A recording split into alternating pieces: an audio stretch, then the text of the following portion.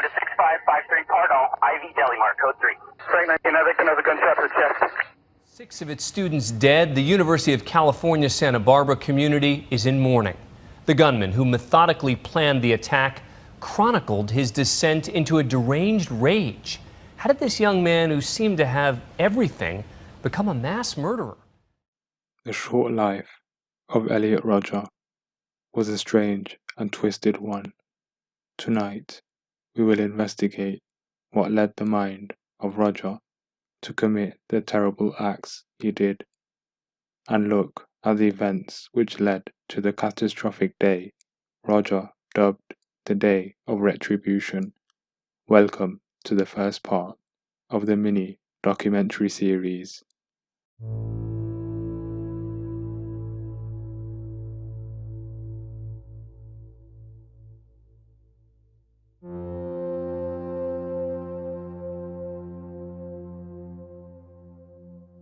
Elliot Rodger was born in London, England, and moved to the United States when he was 5 years old.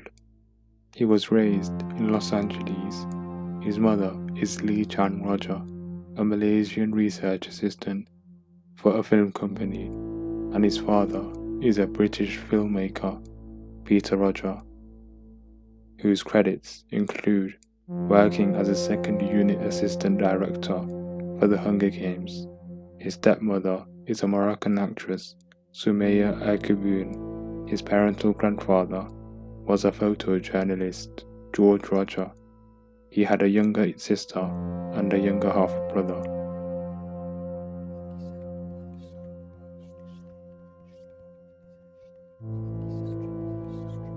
Elliot's father stated in an interview that Elliot had a few problems growing up as a child. His father said Elliot had a few friends in elementary school. He was quite shy. He also had a certain OCD about him, always putting his plate in the same place at the dinner table, always wearing the same clothes. There was a suggestion that Elliot might have had Asperger's syndrome, though it was never formally diagnosed. Elliot, at an older age, started to document his life in a 141-page manifesto, which contained his life story and why he was somewhat angry and furious with today's world. Elliot started off criticizing his famous and successful father, dubbing him a powerful Hollywood insider.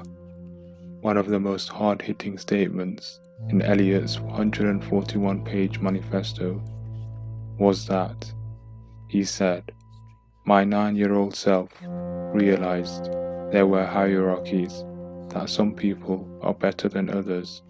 Jealousy and envy are the two feelings that would dominate my life."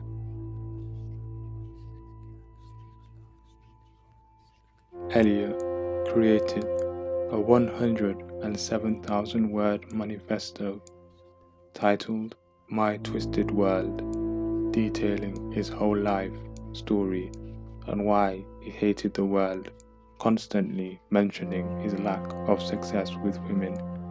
He emailed it to about a dozen people, including his therapist, his parents, and some of his other family members, former school teachers and childhood friends.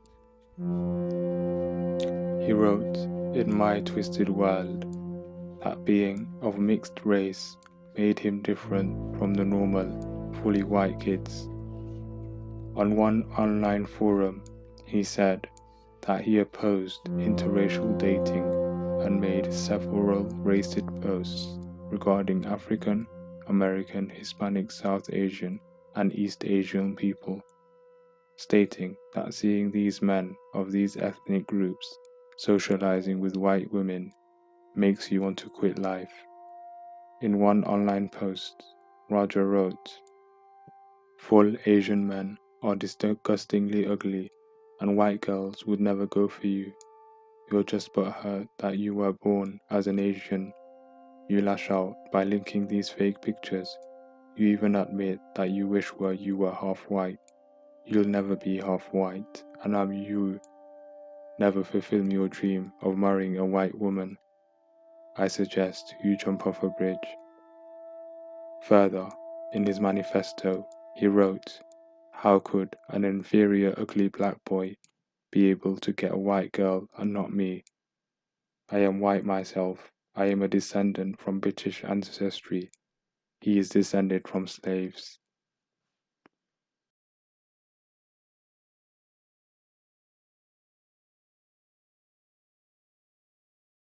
According to his family's attorney and family friend, Rodger had seen multiple therapists since he was 8 years old, and while he was a student at SBCC during his 1999-2000 school year. The lawyer claimed that Rodger was receiving psychiatric treatment, but Rodger was never formally diagnosed with a mental illness. Rodger had a YouTube account and blog titled Elliot Rodger's Official Blog, both of which contained posts expressing loneliness and rejection. He wrote that he had been prescribed risperidone but refused to take it, stating, "After researching this medication, I found that it was the absolute wrong thing for me to take." After turning 18, Rodger began rejecting the mental health care that his family provided him with. He became increasingly isolated. He claimed that he was unable to make friends, although acquaintances said that he rebuffed their attempts to be friendly. According to Rodger, in 2012, the one friend he had, who truly understood him, latently said he didn't want to be friends anymore, without offering him a reason for ending the relationship.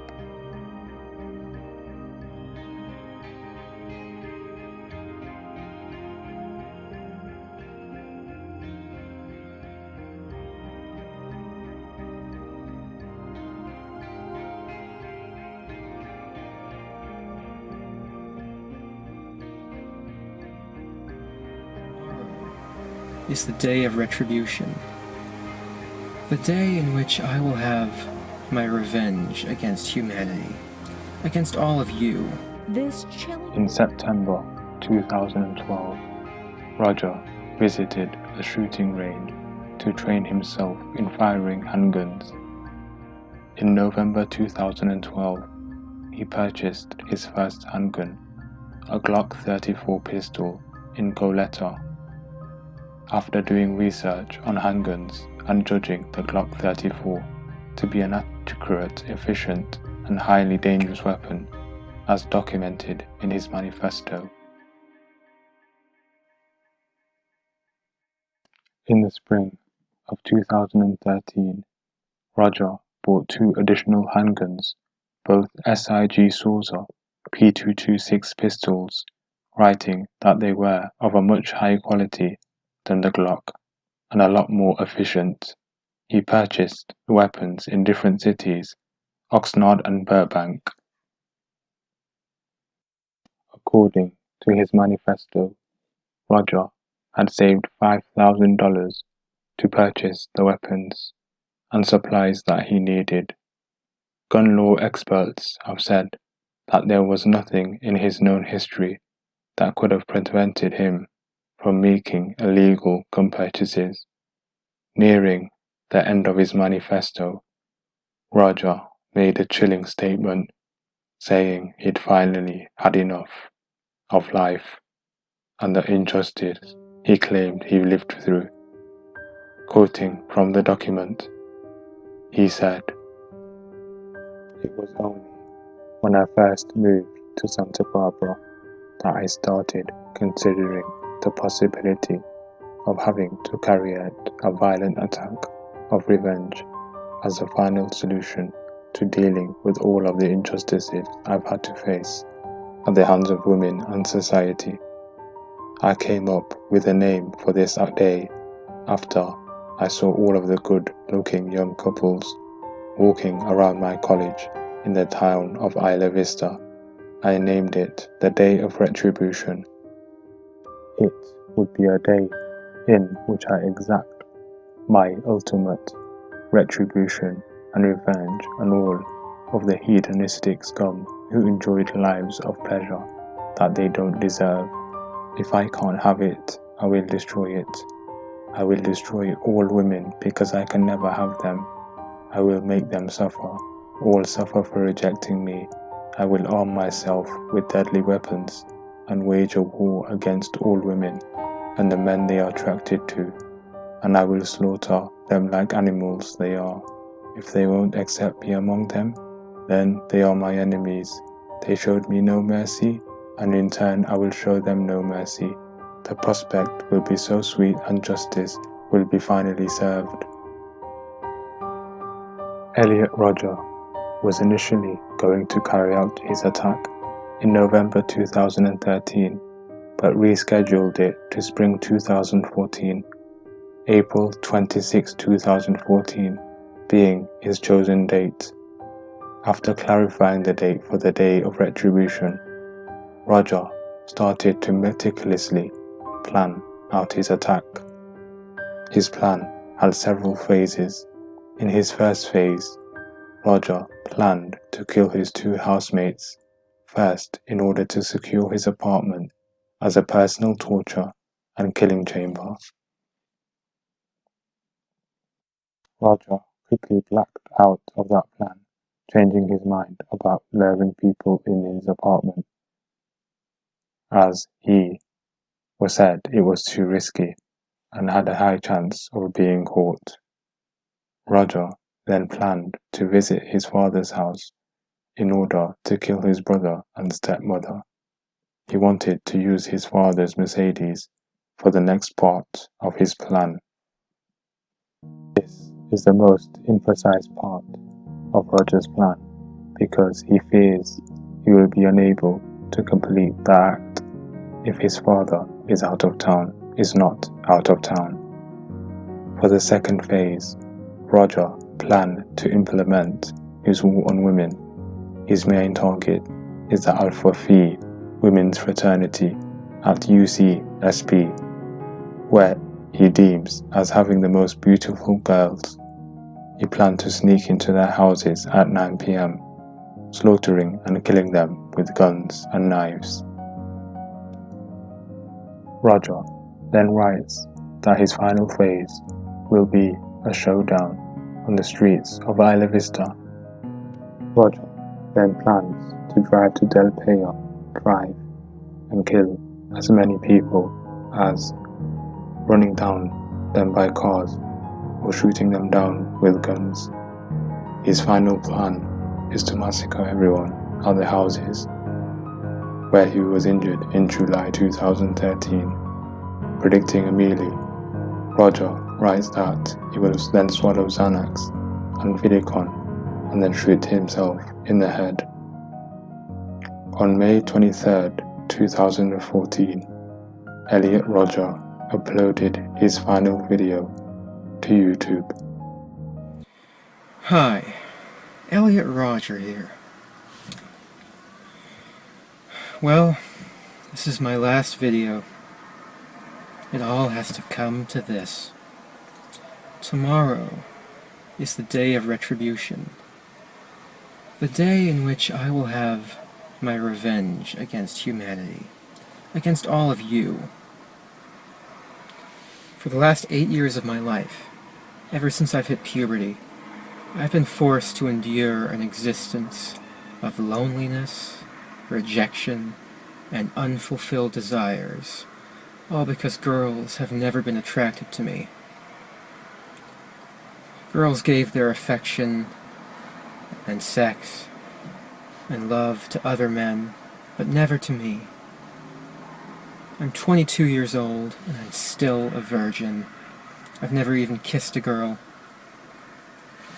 I've been through college for 2.5 years, more than that actually, and I'm still a virgin. And it has been very torturous. College is the time when Everyone experiences those things such as sex and fun and pleasure. But in those years I've had to rot in loneliness. It's not fair.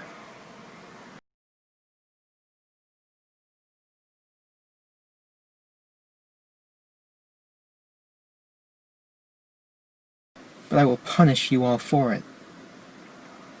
It's an injustice, a crime, because I don't know what you don't see in me. I'm the perfect guy. And yet you throw yourselves at all these obnoxious men, instead of me, the supreme gentleman. I will punish all of you for it.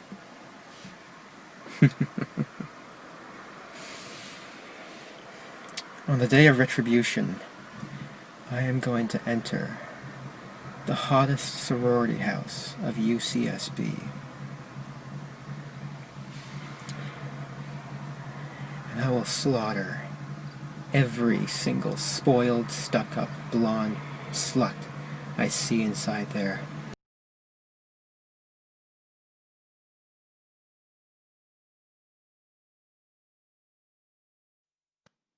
After that video, 22-year-old Elliot Rodger went on to kill 6 people and injure 14 others by gunshot and stabbing and vehicle ramming his victims before shortly returning to his car, committing suicide by shooting himself in the head.